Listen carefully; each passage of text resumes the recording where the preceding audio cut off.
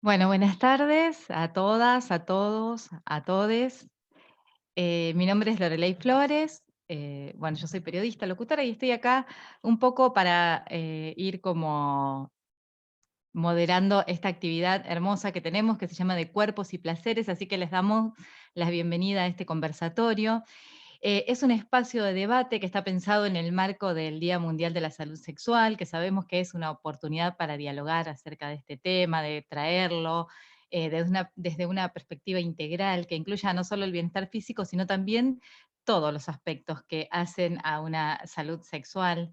Este conversatorio está organizado por la Dirección de Diversidad Sexual, dependiente de la Secretaría de Géneros y Derechos Humanos, y está a cargo de Filópolis, que es un centro interdisciplinario de psicoterapias, sexualidades y de salud integral, que está integrado, entre otras profesionales, por la doctora Bárbara García, la licenciada Chiara Pomba, la licenciada Valeria Dinolfo y la licenciada Clarisa Liz Romero. Hoy las tenemos acá, ellas nos van a estar contando un poco de qué se trata este espacio, cómo surge Filópolis, cuál es el objetivo.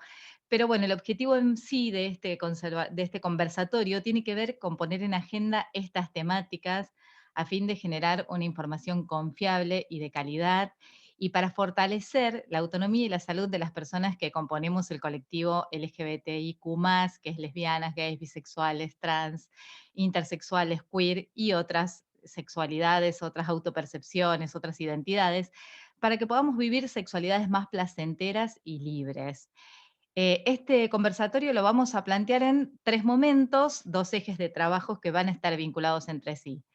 Por un lado, vamos a contar a continuación con la primera propuesta, que se llama Erotismo en las prácticas vulviares, donde las profesionales de Filópolis nos van a estar ayudando a pensar, a hacer preguntas, a cuestionarnos algunas cosas, y nos van a contar también sobre una investigación que están haciendo, unas encuestas, y después dialogaremos sobre salud trans, autopercepción y satisfacción sexual.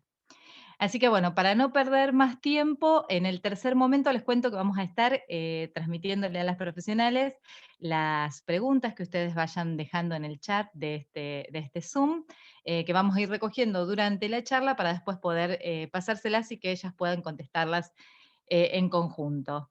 Bueno, vamos a recibir entonces, o vamos a darle la bienvenida a este conversatorio, a la mesa número 1, Erotismo en las prácticas vulviares, a Clarisa Liz Romero, que es licenciada en psicología, sexóloga, se especializa en atención vincular con perspectiva de género y diversidad sexual; a Bárbara García, que es médica, especializada en ginecología y obstetricia, sexóloga clínica. Ellas dos van a estar a cargo de esta primera mesa, así que ya les entrego el micrófono y las escuchamos. Hola Loreley, buenas tardes. Gracias por la introducción, gracias a la Dirección de Diversidad Sexual por permitirnos llevar a cabo esta actividad. Si les parece, pruebo a ver si puedo compartir pantalla. No sé si se ve. ¿Sí? Perfecto. Bueno.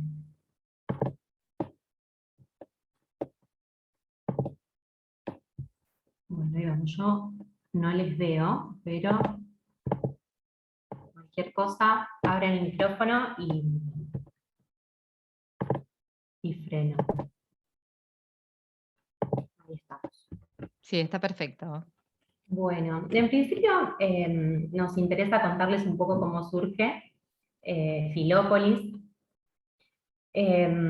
Filópolis hace 2 años y medio, 3 más o menos, que está funcionando. Es una propuesta de salud diferente a las que hay en la ciudad. Nos pareció importante crear este espacio, sobre todo como profesionales de la salud sexual. Consideramos que es muy importante poder contar con un espacio que aborde la sexualidad con perspectiva de género y de diversidad. Por eso también, además del área clínica, contamos con un área académica en donde ofrecemos cursos para profesionales de la salud, cursos de actualización en estos temas.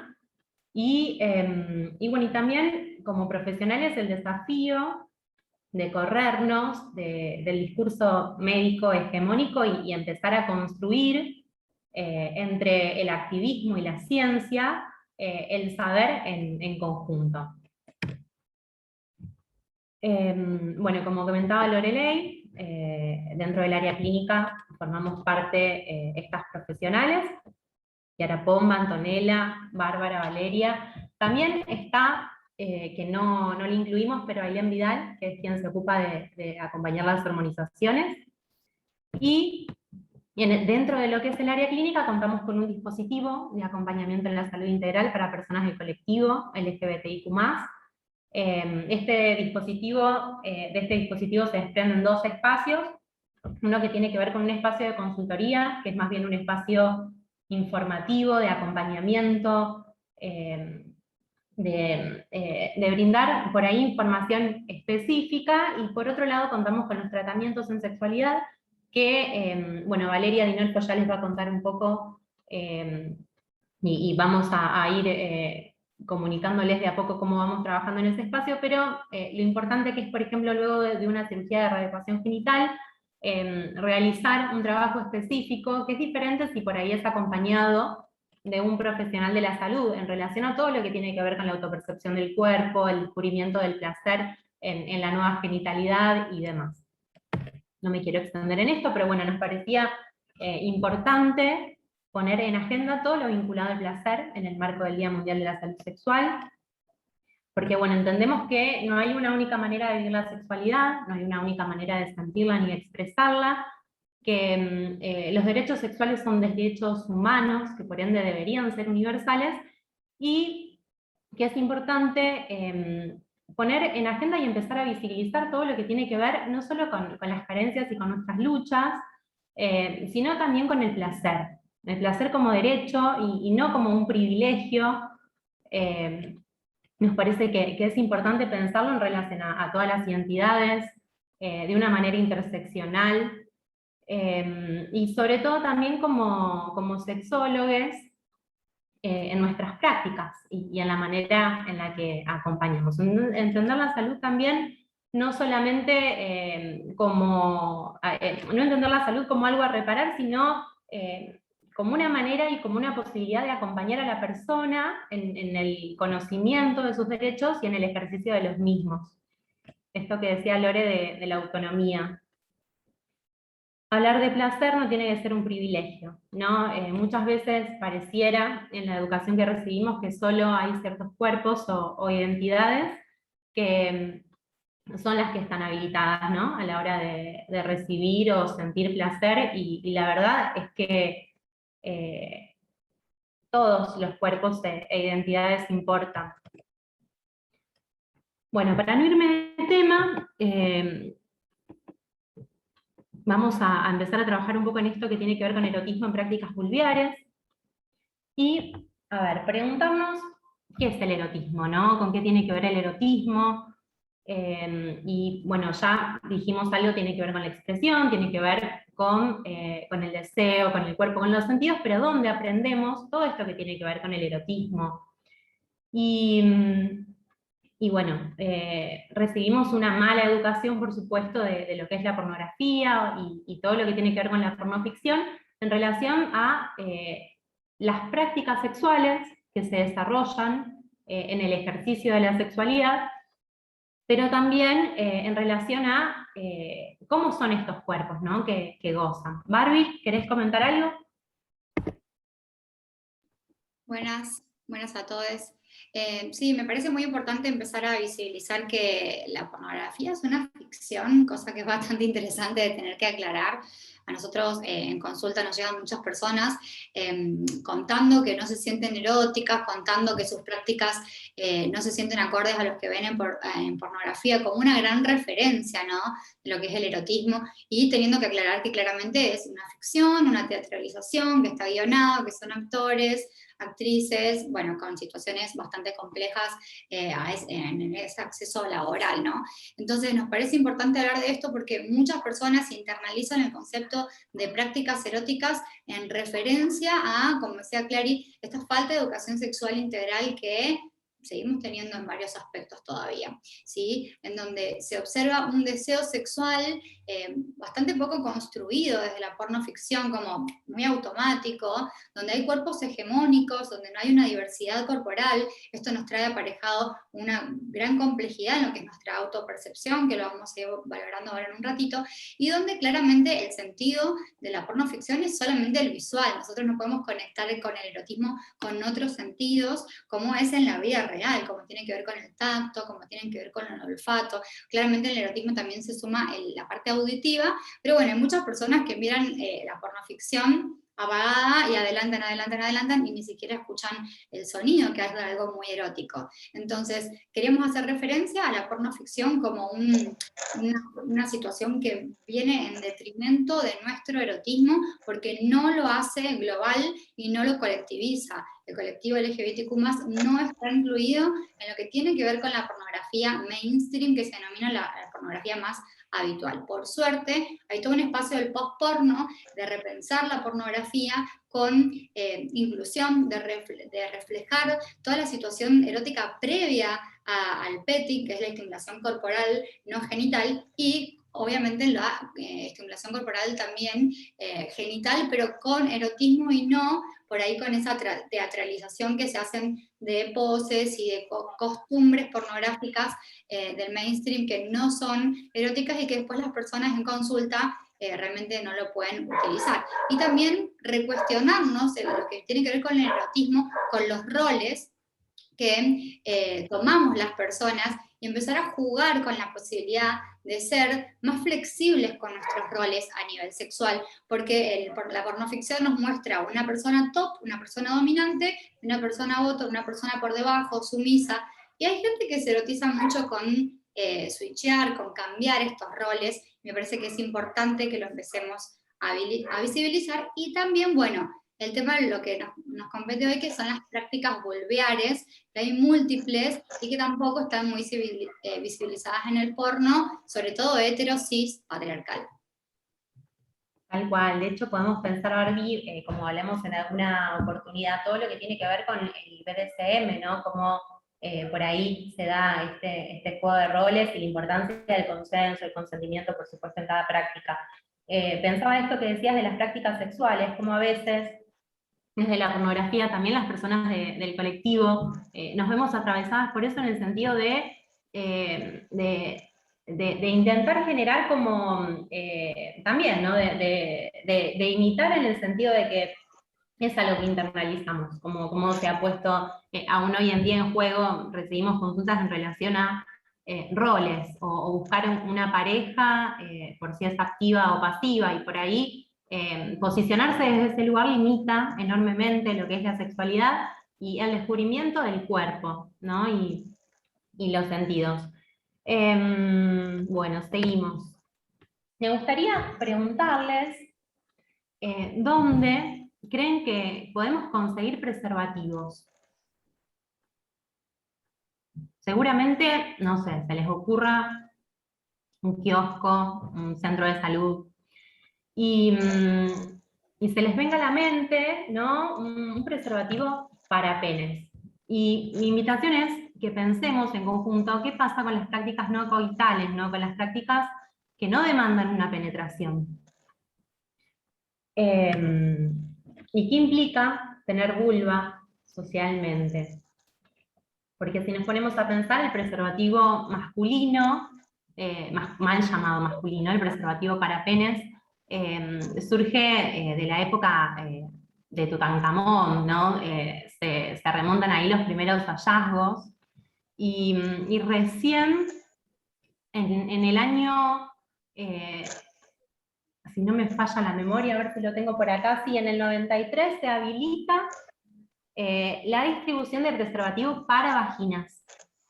Seguimos centrándonos en prácticas de penetración. Se crea el preservativo para vaginas, que es un preservativo que hoy en día no se distribuye, que es muy costoso, sin embargo tiene un montón de beneficios en relación bueno, que está desarrollado en nitrilo, que tiene una buena adherencia a las paredes vaginales. Bueno, Barbie estará mucho más que yo en relación a su especialidad, pero No sé si querés agregar algo, Barbie, en relación a esto, pero bueno, no es un preservativo que hoy por hoy sea de distribución gratuita tampoco. Sí, eso por un lado que nos complejiza muchísimo, porque las personas que utilizan la vagina para relacionarse sexualmente, porque es una vía que a algunas personas les da placer, el preservativo intravaginal, que también se denomina, tiene el pro, digamos, que se podría colocar hasta 8 horas antes de la relación sexual, lo cual es bastante interesante, porque bueno, a veces dentro de estas... cosas limitantes que le buscamos a los métodos de barrera, está esto de la colocación en el momento sexual, que baja el erotismo, que me la sube, que me la baja, que me la seca, etcétera, etcétera, etcétera, que son todas cosas que decimos cotidianamente.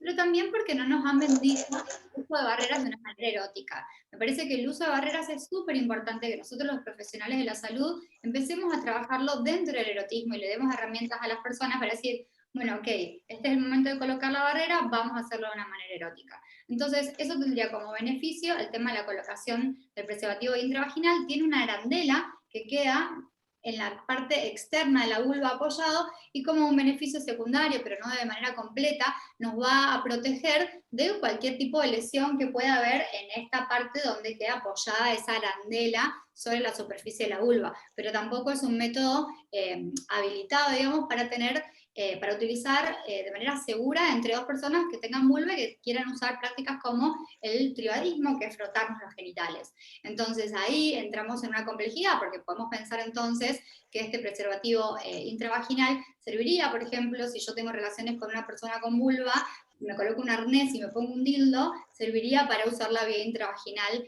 pero en ese contexto solamente de manera segura, también hay que recordar digamos que solamente estaría limitado para las prácticas vaginales y las prácticas vulvas con vulvas, lamentablemente no. Y ahí tenemos que recurrir a otros métodos. Bueno, ahí estamos. Otros métodos como recortar un preservativo para penes, esto no es novedad.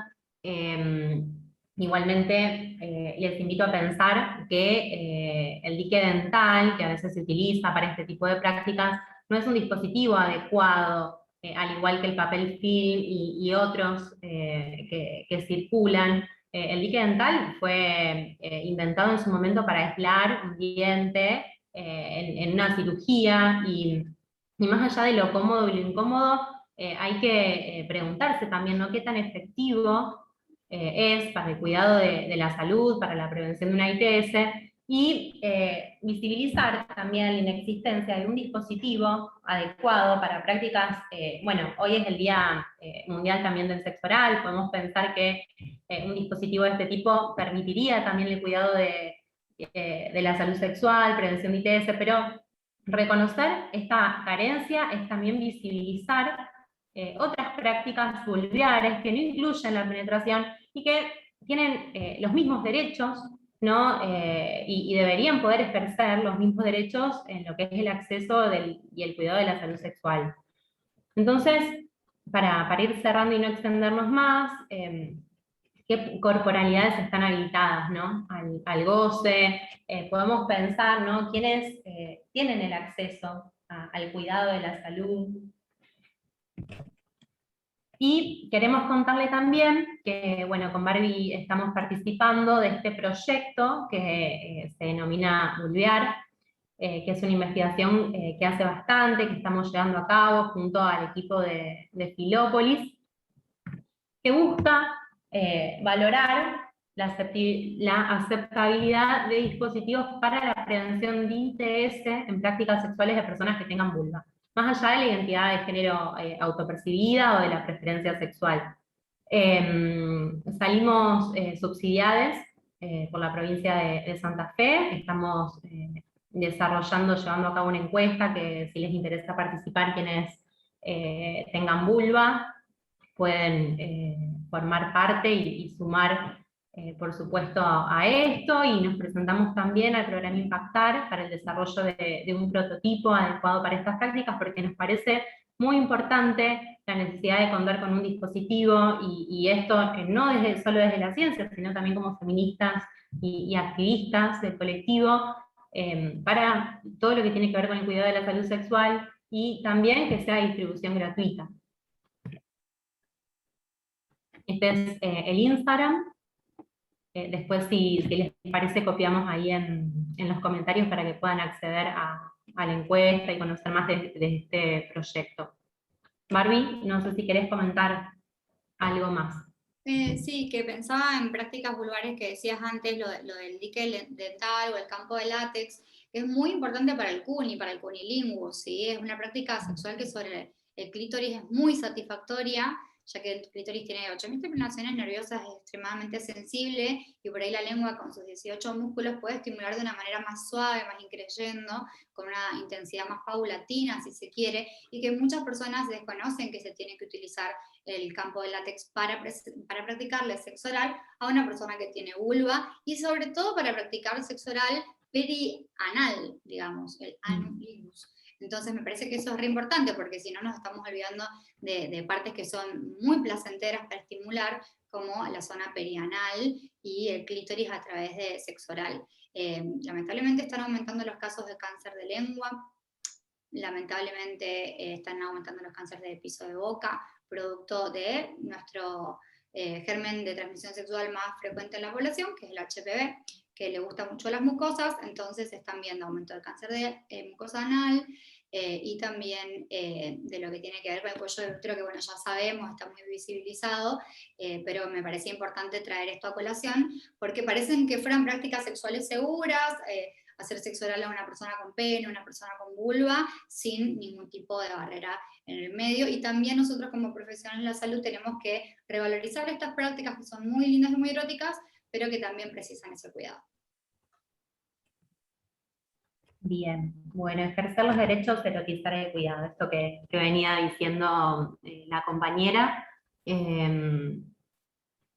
Bueno, si hay alguna consulta, alguna duda, algo que quieran comentar, la idea es poder abrir preguntas, ¿no? Y acompañarnos en estos procesos. No sé, o seguimos con la siguiente presentación, Lorelei, Ira. Sí, yo les diría que vayamos a la próxima mesa y bueno, muchísimas gracias por traer toda esta presentación y por llenarnos de preguntas. Yo fui anotando, así que les aviso que cuando termine la segunda mesa voy a empezar a preguntar yo también. Así que bueno, gracias por esta charla sobre erotismo en las prácticas vulviares. Y lo que les queremos recordar a las personas que están presentes es que esta semana esta charla va a estar colgada en el canal de YouTube, así que la van a poder volver a ver, volver a escuchar con más tranquilidad. Saben que pueden buscar a Filópolis en Instagram también para hacer cualquier, es decir, para tener el nexo y poder seguir haciendo preguntas que por ahí nos van cayendo después con el tiempo. Pueden revivirla entonces en el canal de YouTube de la Secretaría de Género y Derechos Humanos. Las preguntas les pedimos que las vayan dejando acá en el chat del Zoom, que nosotras las vamos a ir recogiendo para cuando termine la segunda mesa, que vamos a empezar ya. Así que le damos inicio a la segunda mesa de debate, que el título es Salud Trans, Autopercepción y Satisfacción Sexual. Y esta mesa va a estar a cargo también de Clarisa Liz Romero, que ya la presentábamos antes, Bárbara García y Valeria Dinolfo, que también es licenciada en Kinesiología y Fisiatría y especializada en suelo pélvico y sexualidad humana. Así que, si les parece, arrancamos con la mesa número 2 y vamos escribiendo las preguntas para que las profesionales las puedan contestar al final de la charla. Tanto Clarisa como Bárbara como Valeria están dispuestas ahí a escucharnos y a ayudarnos a pensar algunas cosas.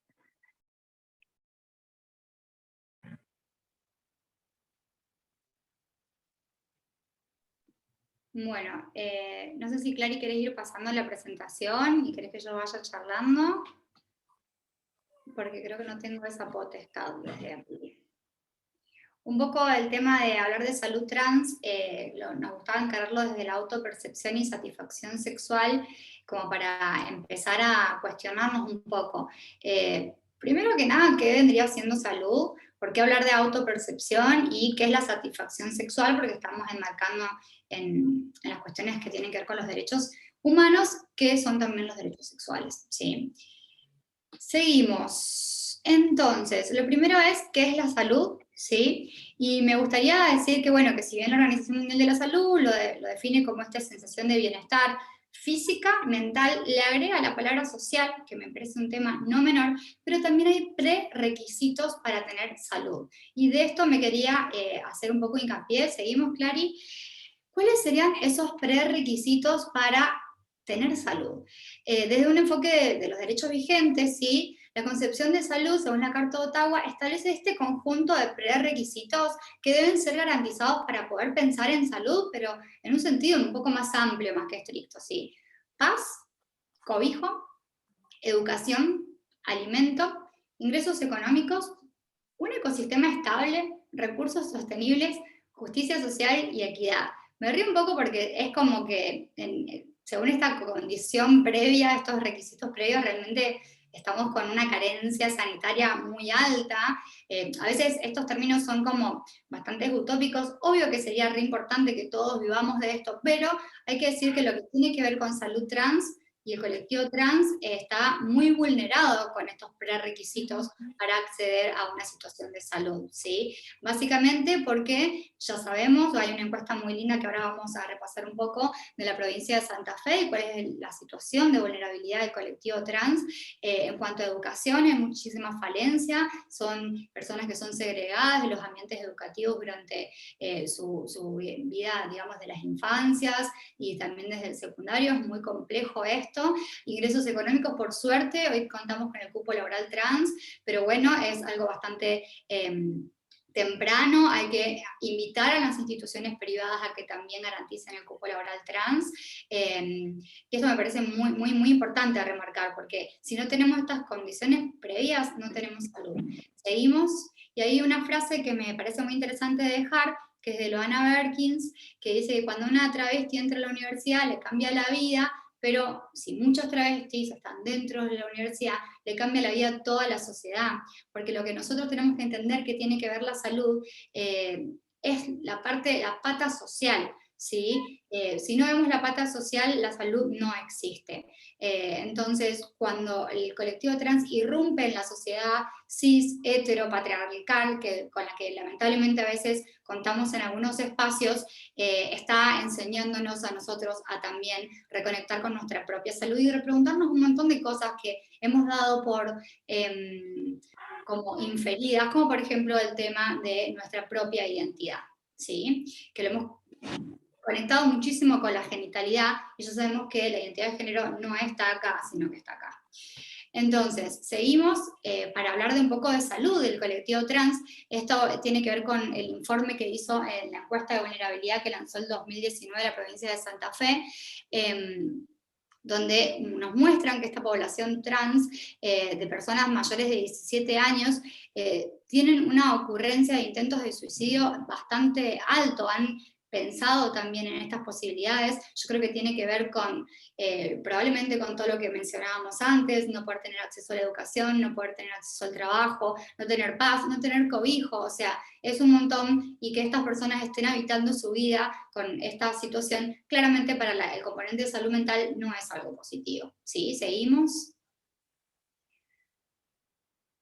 Vamos a ver en qué momentos estas personas se empiezan a percibir, cuando empiezan a comprender lo que les pasaba, digamos, esto de no estar dentro de los cánones de la norma, según el sistema del cissexismo, mejor dicho, y a qué edad empiezan a expresarse, digamos, su autopercepción. Y es muy variable, pero hay que hacer hincapié en que esto comienza entre los 6 y los 12 años, y esto es muy importante porque es un momento muy interesante del neurodesarrollo de las personas. Ese es el momento en donde digamos, el neurodesarrollo es tremendo en ese momento, y es donde la percepción empieza a marcarse, y es donde las personas necesitan más que nunca una educación sexual inclusiva, con perspectiva de género, que no estamos teniendo lamentablemente en las escuelas.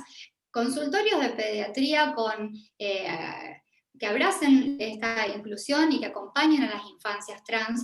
Me parece que esto es lo más importante, porque hay personas que durante toda la vida no han podido expresar y han tenido que expresar en un momento posterior, y son muchos años de afectación en lo que calidad de vida respecta. ¿Sí? ¿Seguimos? Entonces, estas personas también refieren estar viviendo muchas situaciones de violencia, desde burlas, el más frecuente, burlas, insultos, maltratos verbales, ser llamado por el nombre o el género que no es el que ya autoperciben en la actualidad, ¿sí? Se les impide ingresar a muchos lugares en el 38% de los casos, amenazas, abuso físico, acoso, abuso sexual, y solamente el 8.7% no vivió ninguna situación de violencia. Esto me parece que a la salud no le viene muy bien, que digamos. Seguimos. Pero, por suerte, cuando les preguntan el sentimiento asociado al resumen de su vida, un 37% refiere que tiene esperanzas, un 21% amor y otras emociones, por ahí no tan positivas, también entendiendo de dónde vienen y esta vulneración de derechos que han vivido. Quiero decir que afortunadamente, porque realmente son una población muy resiliente. Entonces, nosotros no tenemos una posibilidad de empatizar si no entendemos todo este marco social que están viviendo, y sobre todo no podemos acompañar en salud si no tenemos este acercamiento, ¿sí?, al colectivo. Seguimos. Entonces, en medio de todo esto, ¿por qué hablar de autopercepción? ¿Sí? Seguimos. O sea que la autopercepción también nos hace nuestra salud. Y no es lo mismo ser trans en México, como la imagen de arriba a la derecha, ser trans en Tailandia, como la de arriba a la izquierda, ser trans en Estados Unidos, como la de abajo a la derecha, en la India, como la del medio, o en Australia, como la de la izquierda. ¿Qué quiero decir con esto? Estas imágenes son muy representativas porque realmente la autopercepción va a ser también contexto dependiente. Y si yo no analizo el contexto, no voy a poder comprender lo que para esa persona es la vivencia interna por la cual termina autopercibiéndose, ¿sí?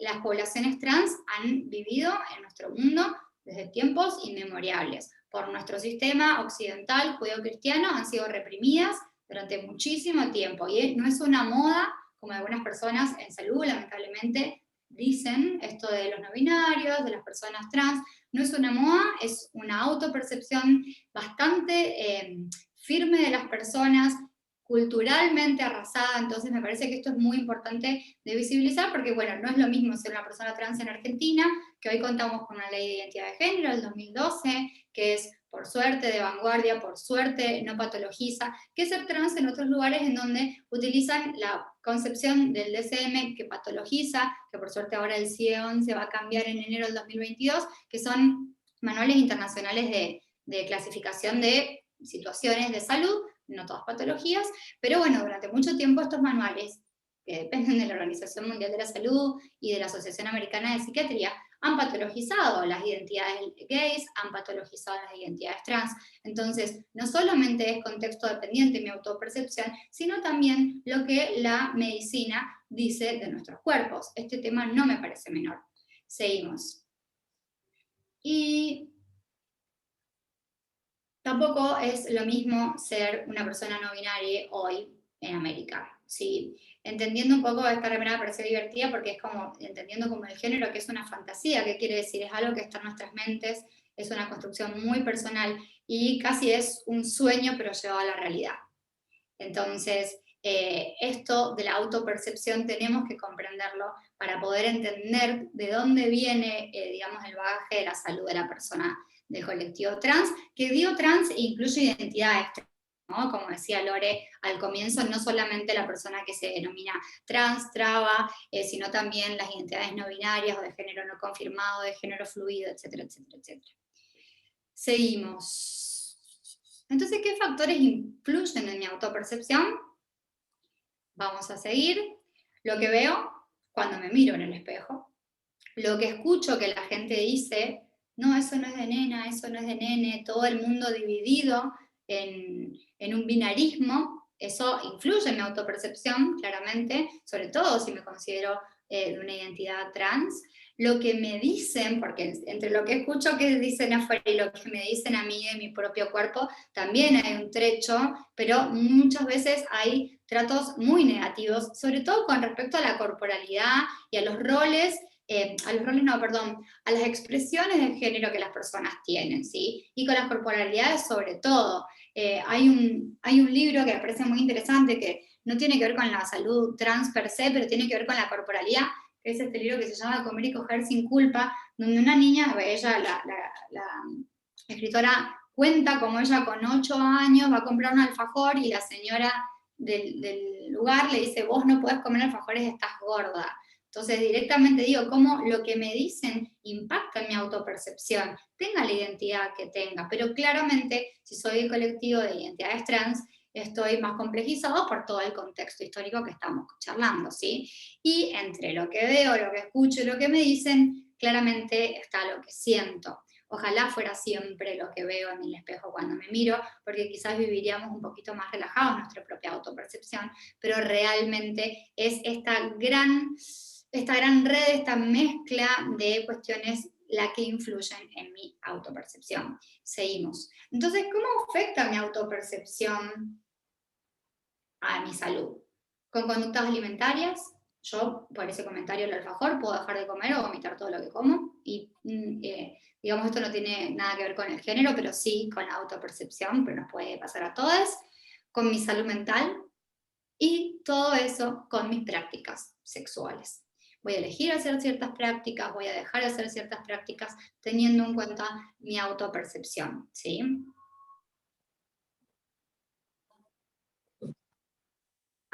Bueno, acá puse imágenes que me parecen re interesantes. A la izquierda es una persona no binaria, socióloga creo que es de la India, está viviendo en Estados Unidos y hace estudios de género. Y es muy, muy interesante porque él cuenta que la gente le pide que se depile.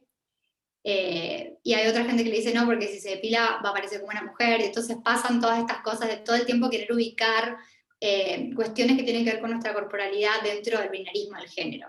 Y esa persona se autopercibe como una binaria y tiene que explicar todo el tiempo, ¿no? Esto a la salud mental claramente a veces, si la tenés bastante clara, a todo determinación puede ser algo que no te impacte, pero sí puede ser algo que impacte muy fuerte. Y con la de la corporalidad, acá tenemos a la derecha a la activista Brenda Mato, que también pregunta cuándo hizo el clic ella de poder vivir su sexualidad libremente, y dice que lo tiene que hacer todos los días. O sea, no hay una forma, porque es lo que decimos, la sociedad todo el tiempo diciendo cómo te tenés que autopercibir para ser un cuerpo erótico, básicamente, ¿sí? Seguimos. Sí, perdón, Barbie, pensaba también a veces como profesionales de la salud,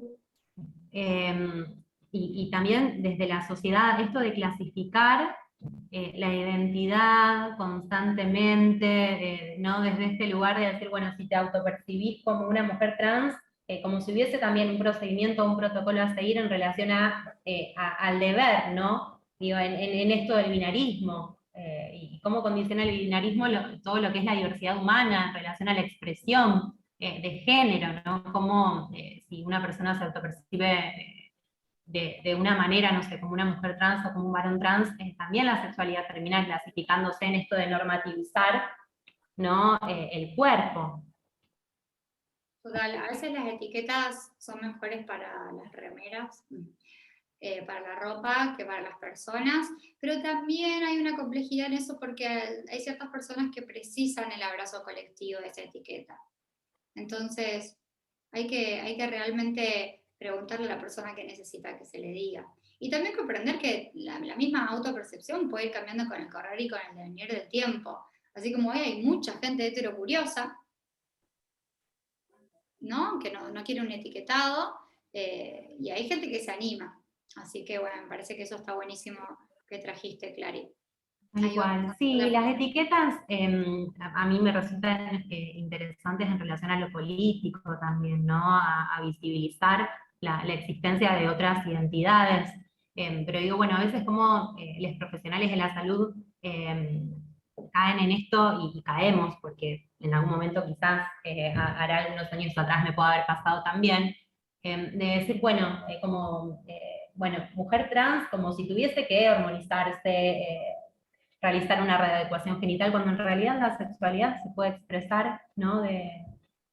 de la manera en la que la persona lo sienta. Por eso me parece importante, como profesionales de la salud también, trabajar en esto, ¿no? Y dejar los prejuicios por fuera del consultorio y escuchar a la persona que tenemos enfrente, que es la única que sabe lo que le pasa.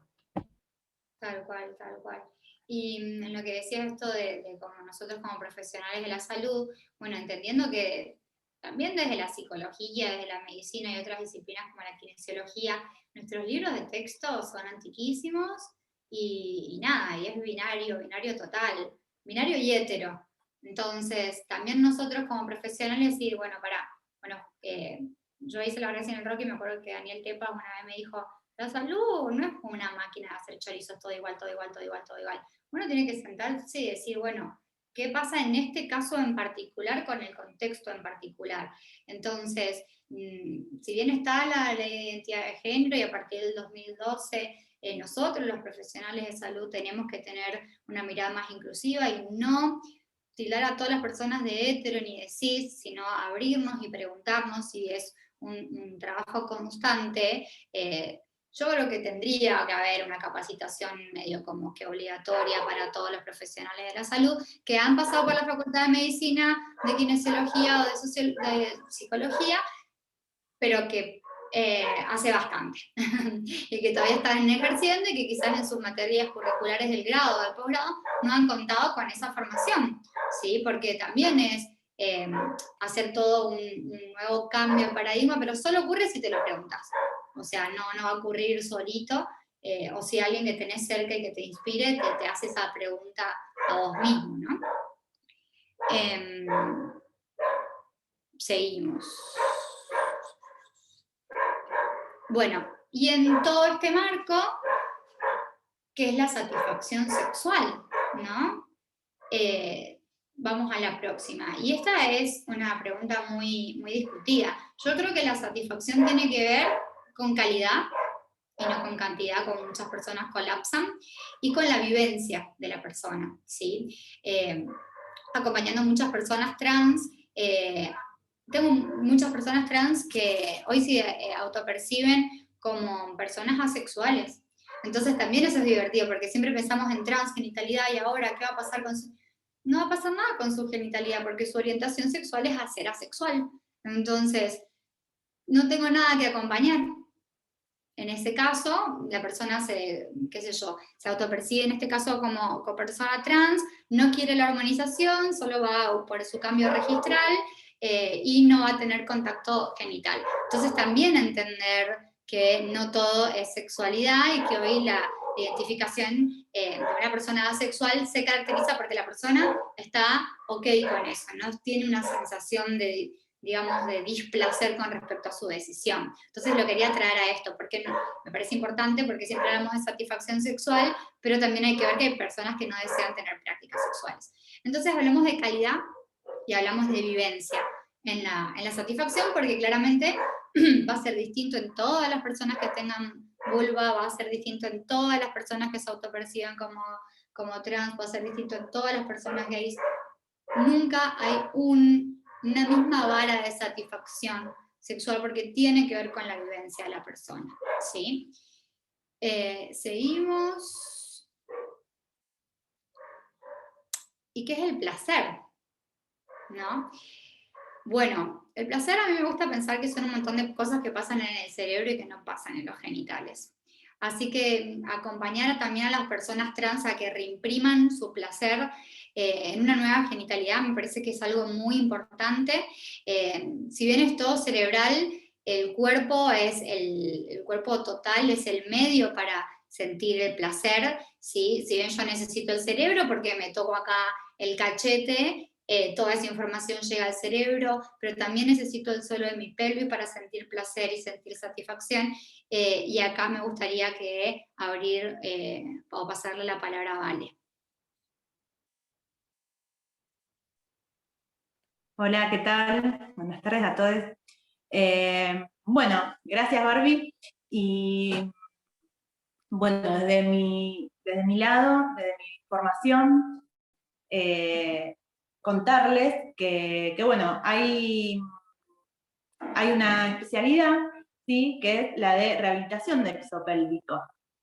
¿Sí? ¿Cómo la abordamos en cuanto al placer, a la satisfacción sexual, ¿sí? A esto que quizás a veces estamos normalizando ciertas sensaciones que se producen en el cuerpo ante algunas prácticas sexuales, como por ejemplo un dolor en personas que van a ser penetradas, ¿sí? Un dolor en la penetración, ¿sí? Tanto vaginal como anal, ¿sí? Que todo se puede tratar. En cuanto a otras disfunciones del piso pélvico, podemos encontrar incontinencias, vulvodinias, si quiere, dolor pélvico crónico, dolor genital, incontinencia de gases, ¿sí? Urgencia también defecatoria, se ve en personas que practican sexo anal. No es que va a haber algo, digamos, enseguida, es con la práctica continuada, ¿sí? Que podemos lograr ciertos cambios para que la persona se sienta cómoda y no esté tolerando ciertas situaciones incómodas, ¿sí? Y poder darle a todo paciente un buen reconocimiento corporal, ¿sí? Tanto en relación a una nueva genitalidad, si es que así lo decide, o si no, poder reconocerse, ¿sí? Hacer un redescubrimiento también de su zona, ¿sí? Para lograr nuevas sensaciones, adaptarnos a ese visual que vamos a tener, tanto si una readecuación o no. Tuve la experiencia con una paciente trans, una mujer, que ella, luego de la readecuación genital, se sentía súper plena, estaba feliz, y bueno, empecé a tratarla. A tratarla no por una disfunción en sí o algo que a ella le molestara, sino por este reconocimiento corporal, y también para que te contara su experiencia. Entonces, lo que pudo pasar con ella fue que normalizaba ciertas cuestiones en su genitalidad que no eran, pero sí eran comunes, porque al haber atravesado por una cirugía. Como por ejemplo, una rigidez, ¿sí? En su neovagina, una sensación de que había algo, ¿sí? A ella no le molestaba, para nada, ella estaba contentísima. Pero bueno, después de trabajar mucho su suelo pélvico, su flexibilidad, logró conectarse desde otro lado y también logró percibir otra sensación que la hizo también sentir más placer. Entonces, poder tener como otras sensaciones que no es la que quedan post cirugía enseguida, ¿sí? Un postoperatorio inmediato, sino saber que el cuerpo tiene infinidad de sensaciones, ¿sí? Y que podemos adaptarlas también. Pero siempre teniendo en cuenta que no tenemos que sentir dolor o alguna sensación que nos incomode, ¿sí? El piso pélvico, que es un gran desconocido, digamos, pero tiene una gran función, ¿sí? Que es la del placer. Y que algo duela, ¿sí? Nos corta con eso. Entonces, tendemos a normalizar todo, y la verdad, lo que más quiero hacer hincapié es en esto del dolor. No sentir dolor, ¿sí? Y si algo incomoda, preguntar, asesorarnos, porque siempre hay una forma de solucionarlo, ¿sí? De tratarlo. Poder siempre, digamos, desde el lado profesional, formarnos. No hay muchas formaciones, ¿sí? En cuanto a estos temas, menos en pacientes trans. Entonces, ir a consultar a personas que están formadas, ¿sí?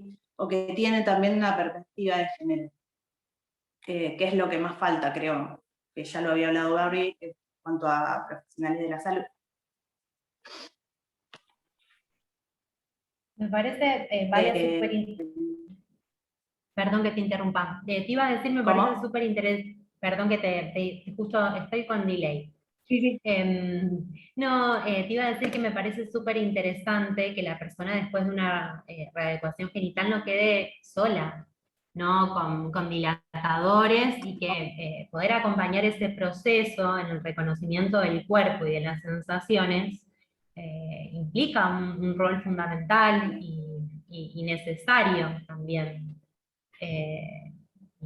Sí, Me muchas parece que veces la paciente queda con su dilatador y nada más. Así que es una muy buena posibilidad.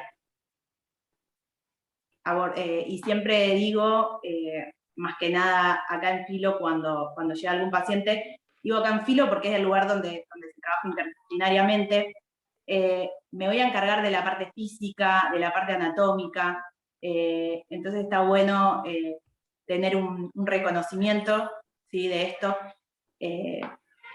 y más habiendo atravesado una reeducación genital, ¿sí?, donde me duermo con la anestesia, con un genital, y luego me voy a despertar y voy a tener otro, y bueno, ¿qué pasa ahí?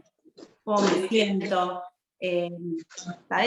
Poder escuchar, ¿sí?, a la persona que viene y cuenta eso, para, bueno, no buscarle un problema, una disfunción, lo que decía antes, sino abrirle un abanico, ¿sí?, de posibilidades más que va a tener. quiero agregar esto solito y ya las dejo, no interrumpo más. Esta paciente que mencionás, Vale, me imagino quién es esta mujer, y es una persona que hace varios años que venimos acompañando, por supuesto por temas de ética y confidencialidad no vamos a dar su nombre, bueno, Barbie también, todas como equipo, y cómo a veces aparece cuando se decide la hormonización, todo este descubrimiento también en relación a lo emocional, y cuando hay una modificación en la, digamos, en la respuesta del cuerpo, en la fisiología del cuerpo, por ejemplo, ya no se logra una erección, o hay alguna modificación en lo que es la eyaculación, empezar a pensar como sexólogos por fuera también, ¿no?, de todos sus circuitos, entendiendo que el placer y que la satisfacción puede pasar por un lado que no tenga que ver con lo genital específicamente, ¿no? Esto que decía Barbie también. Sí, a mí me parece que es muy importante visibilizar eso, porque de repente podés estar sentado en una silla de ruedas por una lesión medular y no vas a sentir tus genitales, y podés tener un orgasmo igual. ¿Sí? Entonces me parece que también eso incluye la diversidad corporal, la diversidad funcional, la diversidad de placer. Hay muchas personas que tienen sueños con orgasmos y que no pueden llegar al orgasmo en modo consciente. Entonces, también ver que no solamente se llega al placer con la genitalidad, y que también muchas veces se llega al placer con la genitalidad y no es satisfacción sexual, porque después la otra persona, no sé, vos por ahí estás buscando un vínculo exclusivo y la otra persona está en anarquía relacional. Entonces yo no voy a tener satisfacción sexual en este caso. Entonces también entender que no siempre hay orgasmo y satisfacción sexual. Y que los vínculos, así como los vínculos de nuestros cuerpos son flexibles, también nuestro cuerpo con la hormonización es flexible. Siempre cuento con una persona que acompañé a transicionar hormonalmente, que estamos ahí, bueno, viendo su clítoris, que con la hormona estaba creciendo. Entonces, ¿cómo lo llamo ahora? Porque no es ni clítoris ni pene, entonces quedó pítoris. Entonces también digo esa autopercepción, y si iba a utilizar el pítoris o no, si tenía ganas, o sea, todo eso tenía que ver con reinscribir un placer que muchas veces ni siquiera estaba evitado antes de la decisión de hormonizarse, de operarse o de cambiar su registro, porque no se permitían, porque no estaban cómodos con su genitalidad.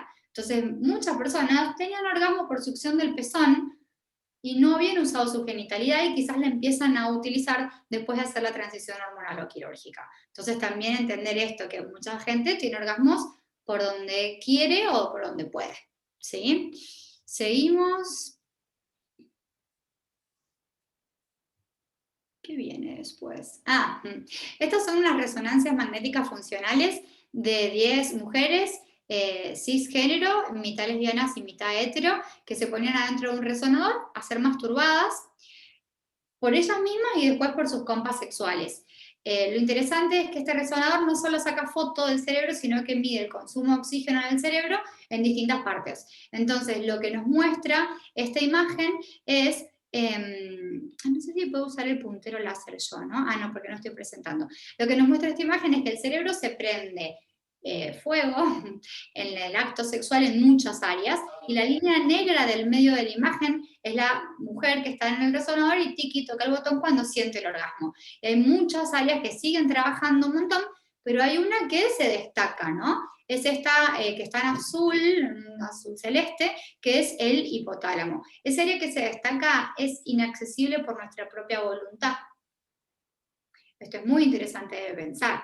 Y un área que baja bastante, que es la que es un verde oscuro, es decir, que cuando está muy prendida el fuego esta otra está apagada, es el lóbulo frontal, que es la parte que nosotros tenemos acá atrás de los ojos que utilizamos para razonar. Entonces, también el orgasmo se accede liberando y soltando el control, y muchas veces si nuestra autopercepción está afectada, si nuestra salud mental y emocional está afectada porque nuestros derechos han sido vulnerados durante un montón de tiempo, también puede haber una dificultad de acceder al orgasmo. Y por eso también es importante que las personas que transicionen tengan una consulta y que se autoperciban como sexuales también, ¿no? Tengan una consulta con sexología, porque hay que reimprimir un montón de cosas en esa identidad, no solamente la genitalidad, sino el permitirse el goce, que es un montón aunque parezca poco, ¿sí?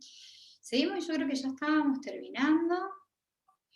Entonces, bueno, lo que tiene que ver con el placer es un poco lo que veníamos hablando, ¿no? Con la salud sexual también, lo que tiene que ver con el deseo, que es multifactorial y multicultural, el suelo pélvico, lo que hablaba Vale, las emociones, ¿no? Si estoy en una emoción muy negativa y estoy muy con el lóbulo frontal activado, tenga la autopercepción que tenga de mi cuerpo, no voy a generar una buena respuesta sexual. Las hormonizaciones, y aquí no solamente el colectivo trans, que muchas veces se hormonizan de manera independiente por ahí, sin un acceso o un acompañamiento desde el acceso al sistema de salud por múltiples razones, y a veces esas hormonizaciones, si no están bien acompañadas porque son autoadministradas, pueden traer bastante complejidad en el tema de su salud, más allá de otras intervenciones corporales, como por ejemplo la inyección de siliconas, que cada vez estamos viendo más problemas con la migración de silicona en los cuerpos de las personas que lo han hecho de esta manera, ¿sí? Y como decíamos antes, reimprimir el erotismo en un cuerpo, en una salud trans. Y con respecto a las hormonizaciones, esto que contaba antes, como profesional de la salud, comentar, ¿no? Que si te voy a hormonizar y tenés clítoris, quizás aparezca un clítoris y charlar de tu sexualidad o no, en el contexto de esta hormonización. Hay muchas investigaciones sobre los efectos de las hormonas, por ejemplo, a nivel cerebral, pero están sesgadas. La medicina ha operado de una manera sistemática con un sesgo, es decir, con un error en las investigaciones, en donde no había una inclusión de diversidad. Eran mujeres cis, hombres cis. Entonces la mayoría de las investigaciones a nivel cerebral del impacto de la hormonización casualmente son en mujeres cisgénero que tomaban anticonceptivos. Y han olvidado a la población trans que utilizaba esta medicación como para hormonizarse, y también han olvidado la comunidad trans que se hormoniza acompañada del sistema médico. Entonces esto me parece interesante de pensar, porque en el cerebro hay un montón de receptores para estrógeno, progesterona y testosterona, entonces van a haber modificaciones estructurales y también modificaciones funcionales, que esas son las que más nos interesan, ¿sí? Y creo que ya estamos llegando al final de la presentación, es decir, que no solamente concentrarnos en la genitalidad, sino también concentrarnos en la salud integral de la persona, porque la hormonización va a ir causando un montón de cambios, algunos beneficiosos y otros no tanto, por eso hay que acompañar bien de cerquita. Yo ya estoy clarín. Bueno, Sí. Clarisa, Bárbara, Valeria, no sé si tienen algo más para aportar, pero aprovecho este huequito para recordarles a las personas que están presenciando este conversatorio que pueden mandar sus preguntas, que pueden compartir alguna impresión que les haya quedado de la charla en este momento. No sé si quieren decir algo más, Clarisa, Bárbara, Valeria, para cerrar. Yo les quería decir que me quedé pensando cuando hablaban del placer como derecho y que identidades están habilitadas a recibir el placer y que no tenemos que sentir dolor en cómo hemos sido criadas y criados y criades a lo largo de la historia, con películas, con novelas, con un montón de... las identidades feminizadas sentían dolor, donde el placer estaba asignado a otras identidades. Y también me quedó así como muy para seguir pensando el tema que decía Bárbara del contexto dependiente para la autopercepción, ¿no? Esta cuestión de cómo nos influencia el contexto para que podamos autopercibirnos y cómo también se nos obliga muchas veces a tomar una decisión de cómo autopercibirnos cuando en realidad estamos en un tránsito, estamos en un camino y estamos en esto de autoconocernos, ¿no?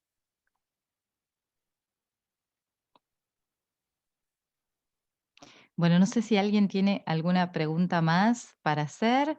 Alguna pregunta para hacer. Quedó muy claro todo lo que expusieron las profesionales que trabajan en Filópolis. Bueno, sabíamos que una licenciada en biología, una médica, licenciada en kinesiología, están especializadas en sexología clínica, suelo pélvico, sexualidad humana. Y hoy nos han traído estas dos mesas como para pensarnos, ¿no? Con respecto al erotismo en las prácticas vulvares y la salud trans, la autopercepción y la satisfacción sexual. Así que le agradecemos muchísimo a ellas y también a la Dirección de Diversidad Sexual, que la tenemos a Romina Maruco, que en este momento, bueno, nos va a decir unas palabras acerca de este conversatorio y de esta actividad. Romina, no sé si estás por ahí, no te estoy viendo ahora. Hola, ¿cómo están? Hola, buenas Buenas tardes. tardes. Buenas tardes, medias noches. Un placer esta mesa. Eh, sí, tal cual. Me quedé también pensando en esto que traías, Loreley. Gracias, Loreley, por estar acá, por coordinar esta mesa. Y bueno, y me quedé pensando en esto, ¿no? En el dolor, en el reconocimiento y en el conocimiento y en la exploración. Y bueno, por esto yo pensaba también en esto, ¿no? En dos cuestiones que me aparecían como en adecuación o reasignación, ¿no? Como, no los tengo acá y estoy ocupada ahora. No sé, pregúntale por allá, a aquella gente que está allá. Lo siento. Ahora voy, dame un segundo, ahora me fijo. Bueno, son los tiempos que corren. Estamos desde casa y hacemos como podemos. Faltan los auriculares. Y bueno, nada, me quedé pensando en eso, digo, ¿no? Cómo nos... hay algo que no nos preguntamos, porque los dispositivos de poder que han operado en nuestros cuerpos, digo, o sea, han ocultado o han invisibilizado o no han permitido que pensemos en la sexualidad como el derecho al placer, ¿no? Como el derecho al goce. Entonces, a partir de eso y sobre todo, bueno, las identidades feminizadas, ¿no? Y entonces, bueno, en ese sentido creo que hay algo, hay una cuestión ahí que todo aquello que no está vinculado a reproducir, ¿no? Dentro del marco bueno, de la heterosexualidad obligatoria o de la reproducción, digamos, de las familias nucleares, bueno, o de determinados cuerpos, de determinadas corporalidades, digo, aquello queda por fuera, ¿no? Es abyecto, ¿no? No forma parte del margen, no interesa. Entonces me parece que hoy podamos discutir esto. podamos preguntarnos sobre cuerpos, sobre goce, sobre derechos, ¿no? Y cuestionar los privilegios, me parece que bueno, nada, estoy muy contenta de poder compartir con ustedes y que sean parte de este espacio que tiene la Dirección de Diversidad para involucrarse un poco en eso y para poder, de cierta manera, promocionar los derechos y ser garante de esos derechos, ¿no? Que bueno, es un poco lo que le toca a la dirección como parte del Ejecutivo Municipal. Así que bueno, gracias por estar con nosotros y por ser parte también de la Dirección de Diversidad.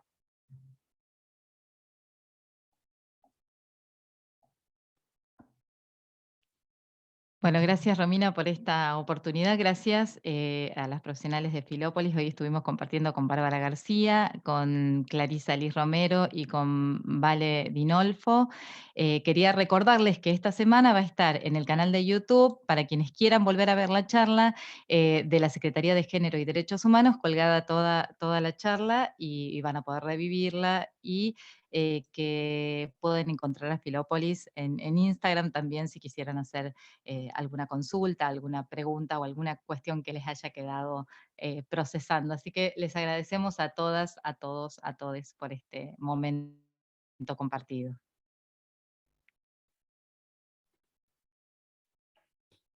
Loreley, aprovechamos esta oportunidad para invitarles a todas, a todos y a todes a un ciclo de consejerías grupales que vamos a estar llevando a cabo desde Filópolis para profundizar en estos temas. Estaba por ahí el flyer, bueno, justo se cerró la pantalla, después lo compartimos, pero bueno, va a ser un encuentro mensual en los que vamos a trabajar en uno de ellos, en todo lo que tiene que ver con hormonizaciones y fertilidad. En otro vamos a estar retomando esto de las prácticas sexuales. Y en otro vamos a estar trabajando en todo lo que tiene que ver con autopercepción.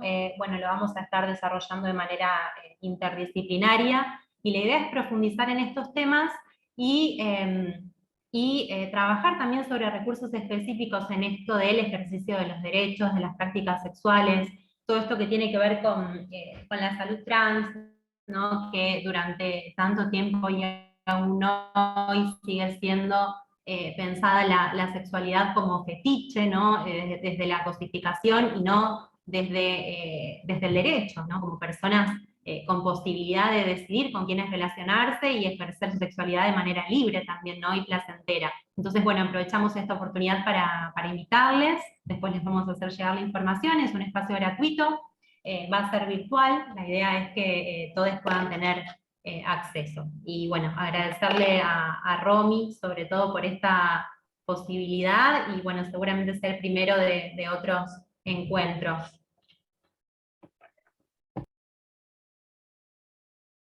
Bueno, muchas gracias. Entonces damos por finalizado el conversatorio de cuerpos y placeres, que bueno, fue un espacio, como decíamos al principio, de debate pensando en el marco del Día ¿Podría Mundial. aportar algo? Sí, por supuesto. Plantearon la capacitación en instituciones médicas y kinesiología. Yo formo profesores de educación física.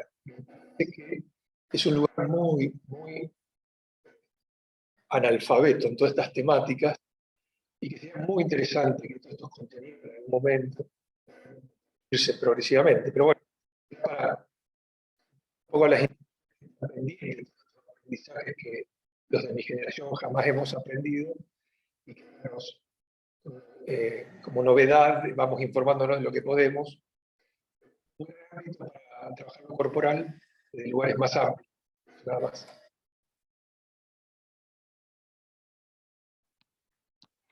Bueno, muchísimas gracias. Ahora sí, entonces damos por finalizado el conversatorio de cuerpos y placeres. Como decíamos, fue un espacio pensado en el marco del Día Mundial de la Salud Sexual, para dialogar, para pensar en esta perspectiva integral, que fue organizado por la Dirección de Diversidad Sexual, dependiente de la Secretaría de Géneros y de Derechos Humanos, y agradecemos a las profesionales de Filópolis, que es el Centro Interdisciplinario de Psicoterapia, Sexualidades y salud integral. Gracias, Romina, Maruca, por esta oportunidad. Muchísimas gracias a todas las personas que se hicieron presentes.